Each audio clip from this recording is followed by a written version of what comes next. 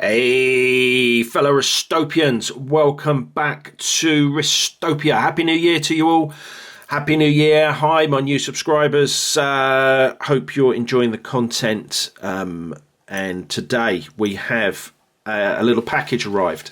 I'm not feeling my best today, so apologies if my voice is a bit odd or I sniff or something. But a package arrived and I wanted to do a quick video. I'm checking out the first video with the new camera. It's just sitting on a watch stand, so hopefully I won't knock it off. I'll have to try and dig out a tripod, sort the lighting out, play around with the functions, and maybe a bit of editing. I've got iMovie on the computer up in front of me.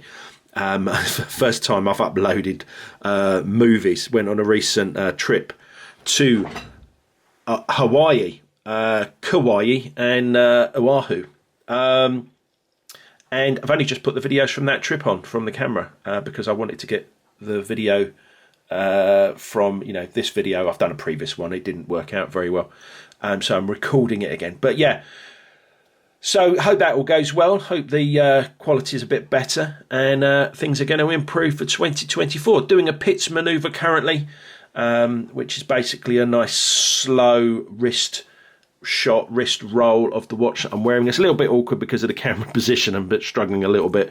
Let's wiggle it around. But yeah, so hopefully you're getting a good idea. I've got a 7.25/7.5 inch wrist. This Mondaine is 41mm diameter, 20mm lug width. But yeah, so what came in the post today was the Oyster style bracelet. Here is the Jubilee style bracelet that originally came with the watch, but I think that's a bit, I'm not massively a Jubilee bracelet fan. I thought I'd try it. I think in hindsight I probably should have got this watch on vegan leather, which was £50 less list. I'm not sure how that would have affected, whether that would have affected me too much, because I did get a nice discount price match from First Class Watches. Thoroughly recommend First Class Watches. Excellent service all round. I've mentioned them in the past. I won't dwell on that too much now, but yeah, trust me, give them, if you're in the UK, give them a go. I thought it was a bit of a naff name when I first discovered them, but I've used them a lot over the and so as a friend, and yeah, thoroughly decent guys. Absolutely excellent service, first class by name, first class by nature service. But yeah, so what came in the post was this Oyster style bracelet. It is Mondaine, as I think you can see there. First Class Watches charged me £38 for it, which I thought was an absolute bargain. I didn't ask for a discount on the bracelet. In the Mondaine, I'll take it off now. In the Mondaine, on the Mondaine website, it says that this bracelet only fits the 41mm automatic watch, not no other watch. But trust me, it fits this STOP2GO 41mm STOP2GO perfectly. It's exactly the same end link. Obviously, it's different design, but it's exactly the same design of end link and the distance to the spring bar is exactly the same as the one that comes with it. So if you're a little bit worried, don't be, because this fits perfectly. And trust me, I know what a bracelet that doesn't fit a watch feels like, but this one 100% does. When I popped it on, it snapped in perfectly. On that note, the original bracelet, the Jubilee style, is what do you call that? Quick release. It's got quick release pins on. I really don't like quick release pins. I found this harder to put on this watch than the replacement that is standard spring bar, and I use my Bourgeon tweezers to take that on and off. Thoroughly recommend tweezers for a bracelet. These ones are quite expensive, but you can get cheaper ones. Thoroughly recommend that rather than using a spring bar tool, because when you take a bracelet off, there's no lateral movement in that end link. It has to come pretty much straight out, and if you do that, you can't really twist it, and you end up scratching the inside of the lugs. If you use tweezers, then you pinch it and it just comes straight out. Absolutely a must if you're changing bracelets. Leather. It's a leather strap. I do like a quick release spring bar on. Normally they only have one. I don't know why this has got one each side. I also have quick release on my Longines Zulu Time.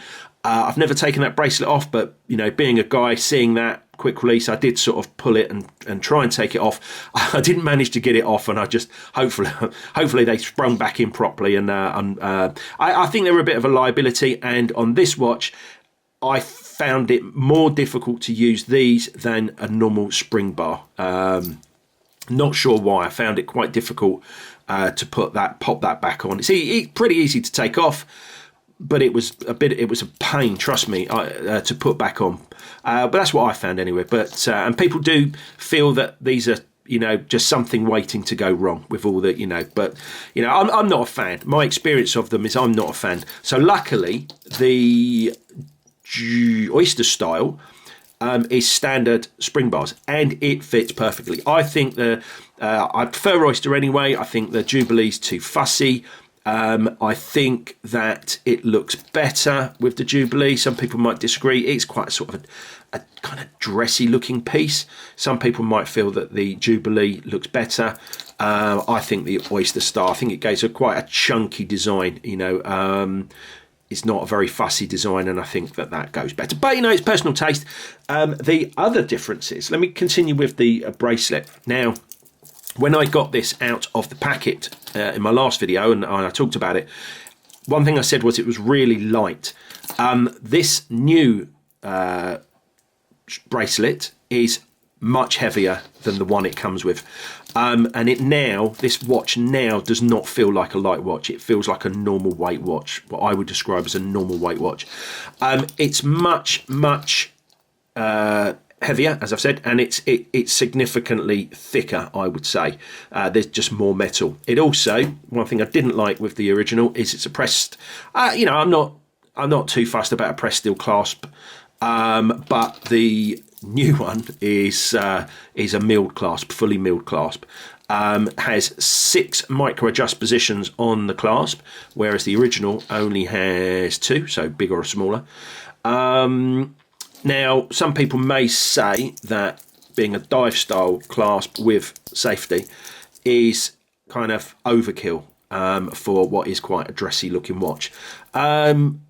I kind of would agree with that in a way, and if you prefer this one, then fair enough. But I'm just pointing out that I much prefer the Oyster design, and as a bracelet, this is just so much better with that milled clasp.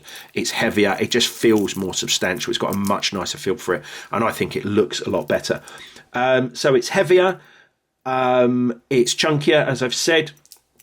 It fits perfectly, as I said, so really don't worry when Mondaine say it doesn't fit this watch. But they don't say it doesn't fit this watch, they just say it only fits a different watch. But it definitely fits this watch. They are going to be different cases because this watch doesn't have a crown, whereas the automatic that this bracelet is apparently solely for has a crown. So I'm guessing this is a completely different case, but trust me, I know what it feels like when an end link a bracelet doesn't fit a watch.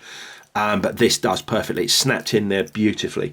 Now, the other thing, what did I notice? When I pop this on, because it's got 6 micro adjust positions, I didn't need to take a link out. They're push pin links, so it wouldn't have been difficult to take a link out, and I've had no problem doing that. But it's just nice not to have to do it. It's nice to put a watch on and just adjust it on the clasp, and it fits you. So that fits there's 3 more. I can tighten that. Actually, I can go 3 in each. No, I can go. I can make it 2 looser or 3 tighter. So absolutely perfect fit for my 7 1/4, near 7.5 inch wrist.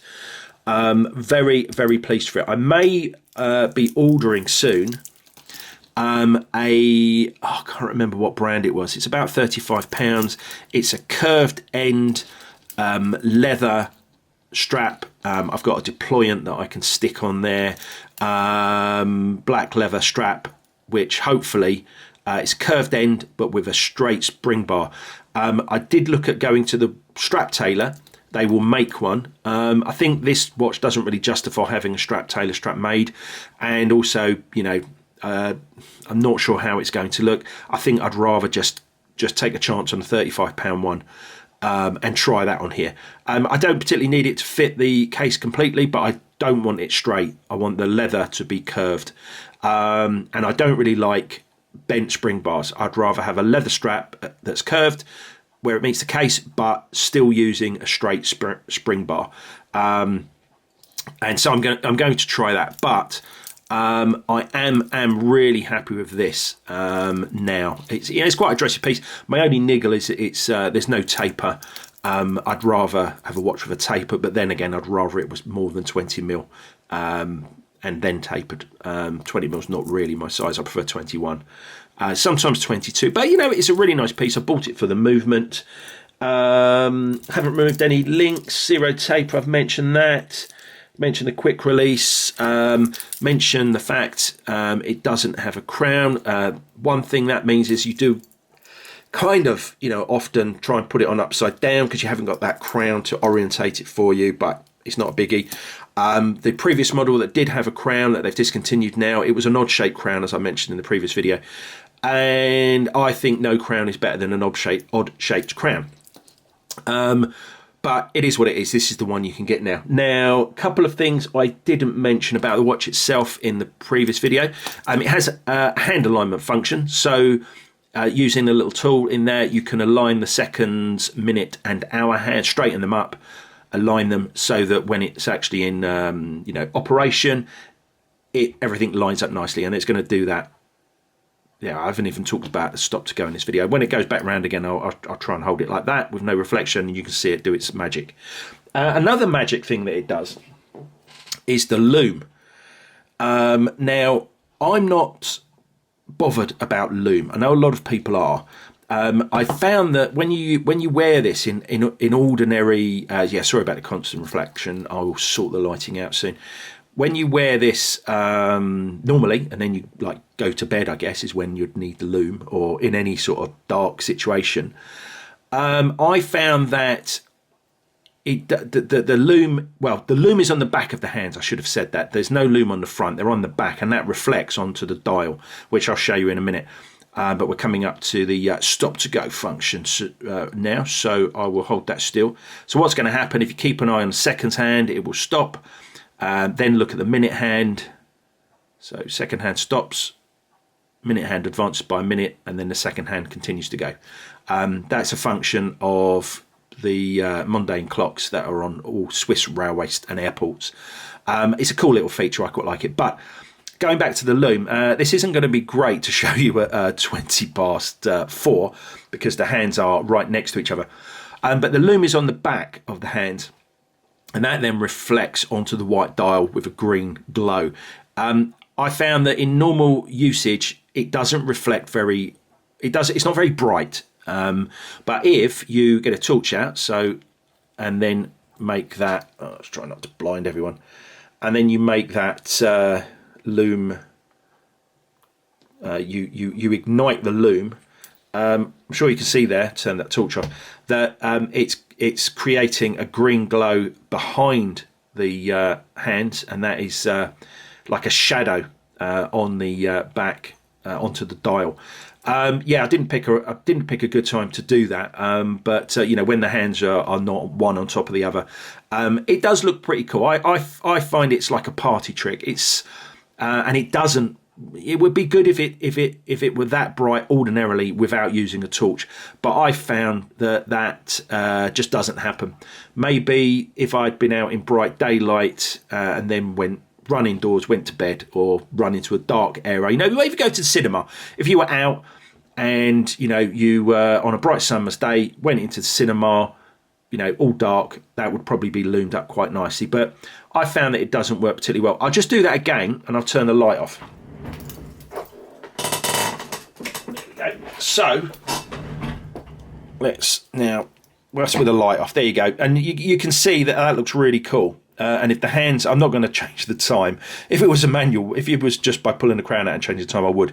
But I'm not going through all the setup process. So, but yeah, that does look pretty cool. But I see it more as a party trick than a usable function.